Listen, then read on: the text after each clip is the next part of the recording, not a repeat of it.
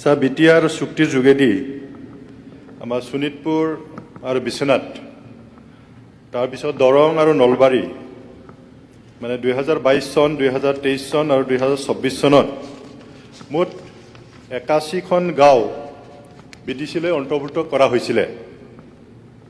কিন্তু স্যাৰ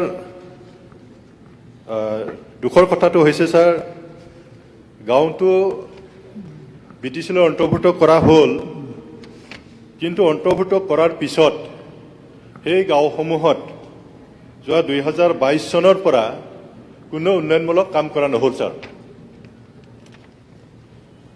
শোণিতপুৰ জিলাৰ কিছুমান এৰিয়া পঞ্চায়ত এলেকাৰো আছিলে, ৰেভিনিউ গাঁওবিলাক আছিলে, যদিও তাত বাজেটত ধৰা আছিলে সেই সময়ত বিটিআৰত ইনক্লুড হোৱাৰ লগে লগে তাত এইটো বিটিচিত সোমাই গ'ল, গতিকে তাত আমি কাম কৰিব নোৱাৰিম, বিটিচিয়ে কৰিব।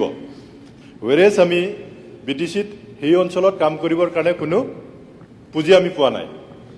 তো সেইটো স্যাৰ এইটো কাৰ গাফিলতিত সেইটো হ'ল, সেইটো স্যাৰ মোৰ প্ৰশ্নটো সেইটো এটা, মানে যদি বাজেট প্ৰভিজনটো আছিল সেই গাঁওসমূহৰ কাৰণে কিয় ইমপ্লিমেণ্ট কৰা নহ'ল, বা যদি শোণিতপুৰ জিলা বা বিশ্বনাথ জিলাই যদি ইমপ্লিমেণ্ট কৰিব যদি নোৱাৰে তেতিয়াহ'লে সেই টকাখিনি কেলৈ বিটিচিলৈ হস্তান্তৰ কৰা নহ'ল, সেইটো স্যাৰ আপুনি অলপ মন্ত্ৰী মহোদয়ক অলপ সেই ব্যৱস্থা গ্ৰহণ কৰিবৰ কাৰণে অনুৰোধ কৰিব। আৰু স্যাৰ দ্বিতীয়টো প্ৰশ্ন স্যাৰ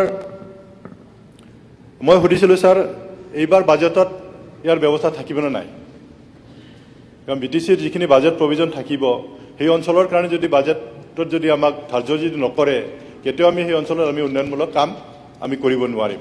গতিকে মোৰ এটা অনুৰোধ, এইবাৰ 26-27 বাজেটত সেই গাঁও অঞ্চলতো যাতে আমি উন্নয়নমূলক কাম কৰিব পাৰোঁ তাৰ কাৰণে বাজেট প্ৰভিজনটো ৰাখিব লাগে।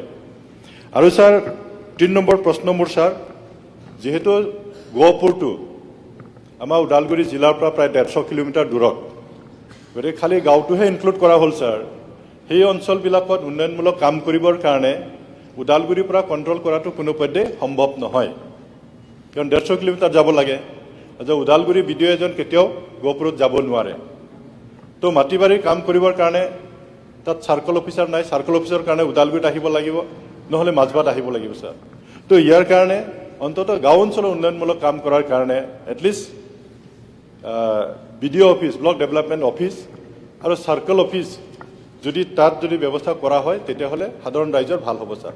সাধাৰণ এটা সৰু চাৰ্টিফিকেটৰ কাৰণেও 150 কিলোমিটাৰ দূৰত তেওঁলোকে ওদালগুৰিত আহিব লগা হয়। গতিকে সেইখিনি ব্যৱস্থা কৰিবৰ কাৰণে মই মাননীয় মন্ত্ৰী মহোদয়ক মই অনুৰোধ কৰিছোঁ, কাৰণ সেইকাৰণে মই এই প্ৰশ্নটো GADত উত্থাপন কৰিছিলোঁ, কিন্তু প্ৰশ্নটো দিছে আমাৰ বড়োলেণ্ড উন্নয়ন বিভাগত এইটো হস্তান্তৰ কৰিছে।